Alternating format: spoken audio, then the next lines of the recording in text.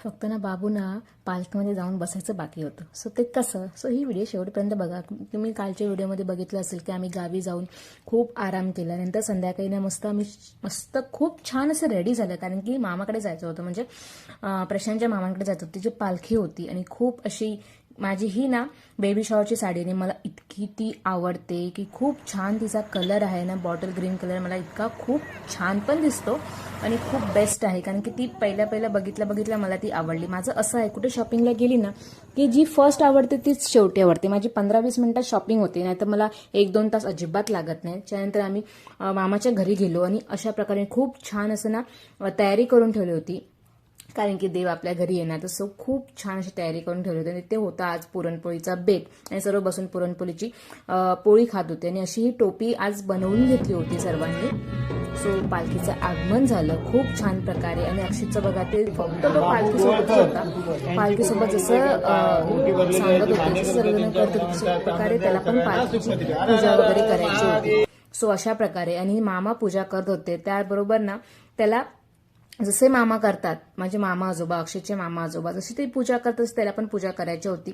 So तो काय करतोय तो बघा ही व्हिडिओ.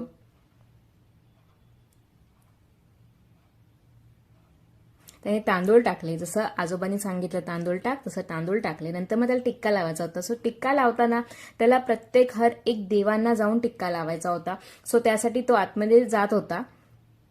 फक्त आतमध्ये जाऊन देवांच्या बाजूला बसायचं बाकी होतं. सो जी लहान मुलांची जी एक्साइटमेंट असते ना की आपल्या घरी पालखी येणार आहे, सो माझ्यासोबत पण अशीच लहानपणी खूप अशी एक्साइटमेंट होते. नंतर मग आम्ही पूजा केली, पाया पडलो, खूप छान प्रकारे दर्शन झालं. म्हणजे गावी जशी माझ्या माहेरी जशी पालखी येते आमची, कारण की तिकडे पण रात्रीची पालखी येते आणि इथे पण रात्रीचीच पालखी आली.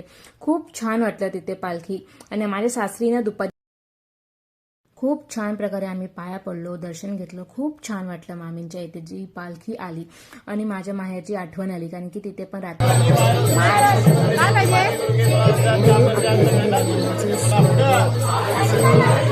आदर वाटतो ना, काय मी तुम्हाला सांगू. सो अशा प्रकारे सर्वजण आता निघत होते. सो अक्षितचं सर्व होतं की पाया पडायचं. सो सर्वांच्या तो पाया पडत होता. सो असा होता मामीच्या इकडची पालखी. तुम्हाला कसा वाटला नक्की मला कमेंटमध्ये सांगा. आणि याच्या पुढे माझ्या घरी पालखी कशी येते, म्हणजे माझ्या सासरी पालखी कशी येते, त्यासाठी उद्याचा ब्लॉग बघायला विसरू नका, मिनी ब्लॉग.